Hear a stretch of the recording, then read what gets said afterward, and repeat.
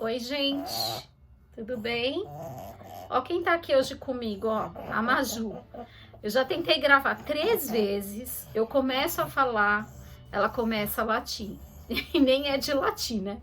Ela começa a latir. Então, né, Maju? Aí eu falei, vamos se apresentar para todo mundo, né, Maju? Olha lá, com quem que a vovó tá falando? Com o celular. Tá vendo? Olha lá. Agora eu vou pôr ela no chão e vamos ver se, como eu peguei, né, dei uma atenção, carinho. Não dá pra gravar com a Maju, gente, porque ela ronca muito alto e aí o áudio fica péssimo. É por isso, tá? Gente, falar hoje sobre filhos inseguros. Filhos com medo, filhos com baixa confiança.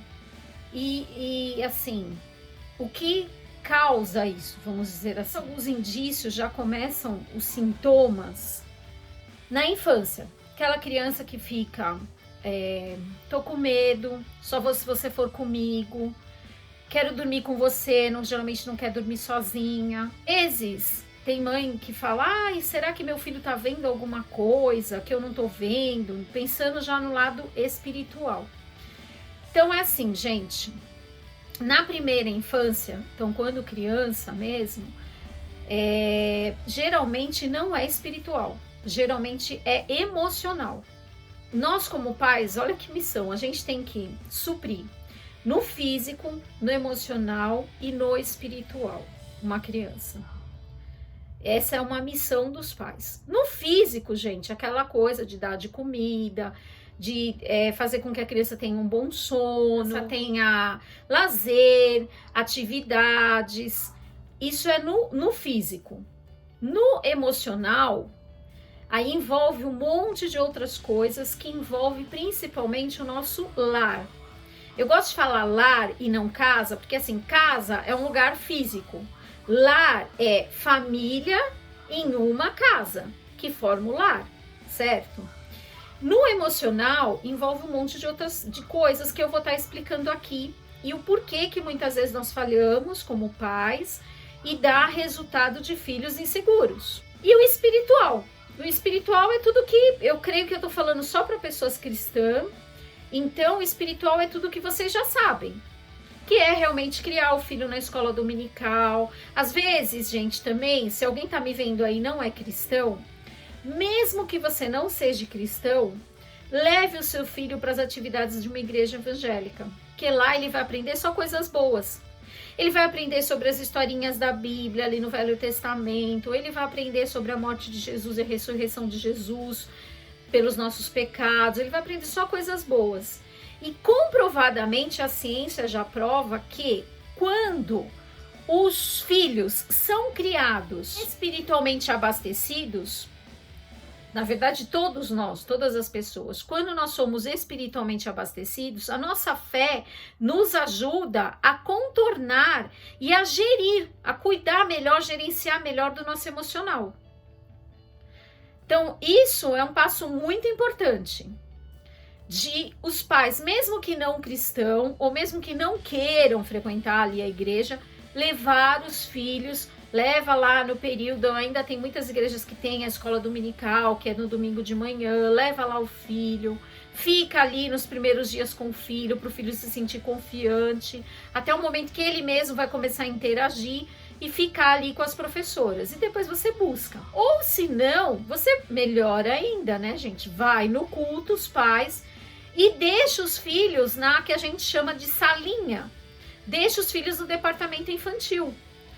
Também nesse aspecto, como é na escola secular, fazendo adaptação. Então, as primeiras vezes esteja junto o tempo todo, depois já vai reduzindo, já não fica o tempo todo, deixa 15 minutinhos sem a tua presença e faz toda essa adaptação.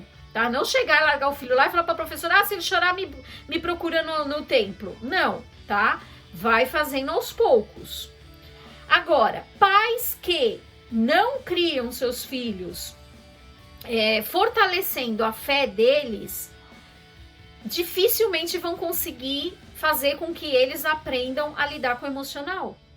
Então, nós vamos falar aqui como criar filhos emocionalmente saudáveis. Primeira coisa, os pais precisam serem bem resolvidos emocionalmente. Porque um pai inseguro, uma mãe insegura, passa toda essa insegurança para o filho e dá resultado de filhos inseguros, claro. Eu, por exemplo, eu sempre fui muito medrosa para bicho, para inseto. Nossa, até uma formiga eu sempre fui muito medrosa. A minha mãe é assim, quer dizer, já passou para mim. E eu tive dificuldade. Então, a minha filha, o meu marido chamava atenção, falava, não, você é homem, não vai ficar com medo disso não. E aí conseguimos contornar essa situação. Agora, minha filha, eu sempre, ai meu Deus, é uma formiga, sabe assim? E eu fui morar em Joinville, em Santa Catarina, é uma cidade que ela é muito úmida. Então, tem muita perereca, sapo. E eu tenho, quem me conhece aí de Santa Catarina, que tá me vendo, sabe que eu tenho desespero, eu não tenho medo, eu tenho desespero, pânico. E aí, automaticamente, a minha filha tem medo de tudo. Ou seja, a gente passa os nossos medos para os nossos filhos. O importante é não desprezar o medo da criança. Isso é muito importante. Porque a gente costuma falar assim, isso não é nada. Ai, deixa isso pra lá. Se atrasou, aconteceu, tava no trabalho, se atrasou para buscar o filho na escola, e o filho já tá chorando, porque ele teve medo de ser abandonado ali. E aí você, engole o choro, para. Gente, isso é crueldade. Não deixar a criança chorar, expor o sentimento dela para fora, se não é manha, mas é um medo nesse caso, a gente tem que deixar. E quando a gente chama a atenção do filho também, corrige, a gente precisa dar esse tempo de sofrimento dele chorar, dele pôr para fora aquilo.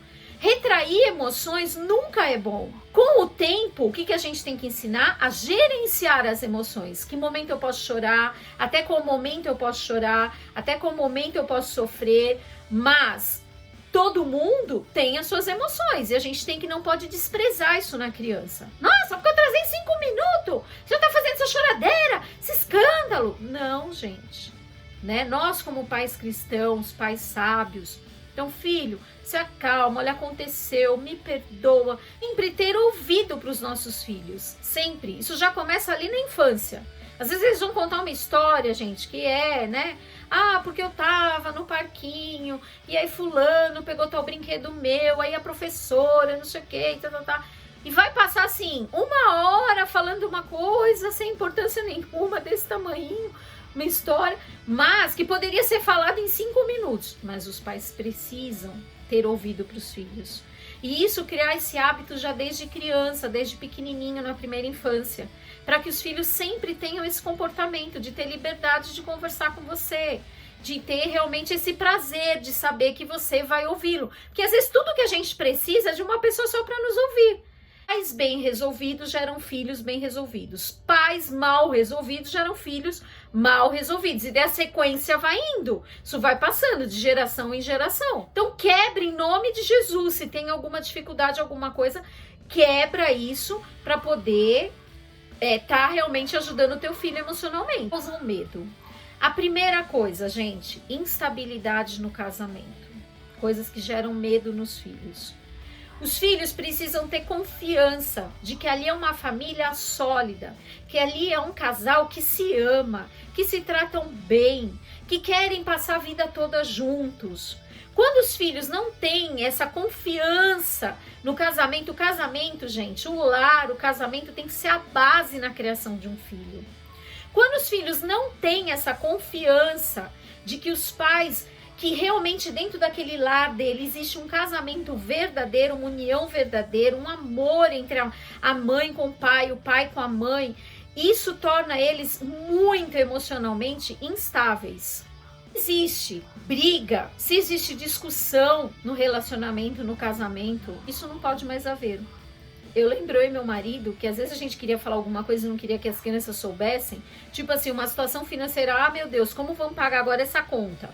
A gente falava soletrando para eles não entenderem, porque ainda eram pequenos, tinha ali 4, 5 anos, eles não entendiam. Aí eu me lembro que foi engraçada a cena que uma vez, assim que eles estavam sendo alfabetizados, eles falaram assim, agora não adianta mais vocês falarem, por exemplo, assim, N-A-O-T-U-S-E-I, que eu já sei, não sei. Entenderam? Então, mas usem de estratégias. Se tem que ter uma DR ali no casal, falar baixo, fechar a porta, não deixar nunca o filho fazer parte disso. Porque o filho precisa ter convicção naquele casamento, naquele matrimônio ali do lar dele. A segunda coisa, gente, é ter um ambiente seguro. O que é ter um ambiente seguro? Por exemplo, como eu falei, eu morei em Joinville tem muito vendaval, chuvas muito fortes, ventos de não sei quantos quilômetros, que não seja a ser um terremoto, uma coisa assim, mas tem fenômenos da natureza assim severos. E eu morava, por exemplo, na minha primeira casa, nós morávamos numa casa que eles chamam de mista lá, que é madeira, a parte do quarto, a parte da sala, dos quartos da sala são madeira. E a parte que é cozinha, banheiro, lavanderia, aí é material. Então é a casa igual a gente tem aqui em São Paulo. Essa parte de madeira, começaram as tábuas do chão, começaram a ranger, fazer barulho. E nós chamamos, eu e meu marido chamamos uma pessoa para ver. A gente falou, essa madeira deve estar muito podre e aí vamos ter que trocar. Eu falei, vamos trocar algumas tábuas então.